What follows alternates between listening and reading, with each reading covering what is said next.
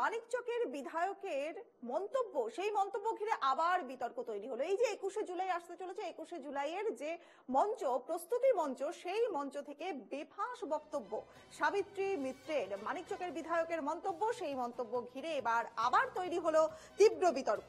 হিন্দুত্ব ইস্যুতে বিজেপিকে আক্রমণ করতে গিয়েছিলেন তিনি, কিন্তু বিজেপিকে আক্রমণ করতে গিয়ে একেবারে বেফাঁস সাবিত্রী মিত্র। আমাদের একমাত্র পছন্দ ইসলাম ধর্ম, মুসলিমরা ধর্ম নিয়ে রাজনীতি করে না, হিন্দু করে। সাবিত্রীর মন্তব্যকে হাতিয়ার করে আক্রমণ শানাচ্ছে এবারে বিজেপি। এত বড় অস্ত্র বিজেপি কি করে হাতছাড়া করতে পারে? সাবিত্রী মিত্রের বক্তব্য, সেই বক্তব্য অর্থাৎ মানিকচকের বিধায়কের যে মন্তব্য ঘিরে বিতর্ক তৈরি হয়েছে, চলুন আগে শুনবো কি বলেছেন তিনি। ইসলাম ধর্মকে নিয়ে কোনদিন কোন মুসলিম সমাজ আন্দোলন করে না। কেন আজকে হিন্দুরা আমাদের সনাতন ধর্মকে নিয়ে রাজনীতি করে আমাদের ধর্মকে, সনাতন ধর্মকে ছোট করছে? এই বিচার চার মানুষের কাছে গিয়ে মানুষের বুঝার যে আজকে বিজেপি আমাকে বলবে না আমি কবে জন্মেছি, আমি হিন্দু কিনা সার্টিফিকেট দিবে না বিজেপি। আমার বাবা মা বলবে আমি হিন্দু কিনা, আমি সনাতন কিনা। সনাতনী সম্বন্ধে কি শিখিয়েছ? কটা গ্রন্থগান পড়ানো হয়? আমাদের গীতা ভাগবত কোন স্কুলের পাঠে একটা পুস্তক আছে বলুন না? শিক্ষক করে জানি না।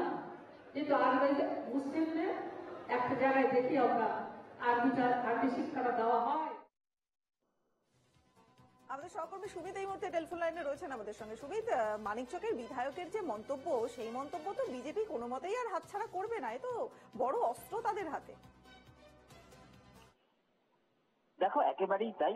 26-এর বিধানসভা ভোট এবং তার ঠিক আগে 21শে জুলাইয়ের প্রস্তুতি সভা, তৃণমূল যুব কংগ্রেসের উদ্যোগে এই প্রস্তুতি সভার আয়োজন করা হয়েছিল এবং সেখানেই বেফাঁস মন্তব্য করলেন মানিকচকের তৃণমূল বিধায়ক সাবিত্রী মিত্র।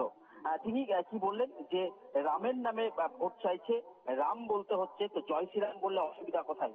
অর্থাৎ সনাতনীরা ধর্ম নিয়ে রাজনীতি করে না, কিন্তু মুসলিম ধর্ম আমার সব থেকে পছন্দের ধর্ম।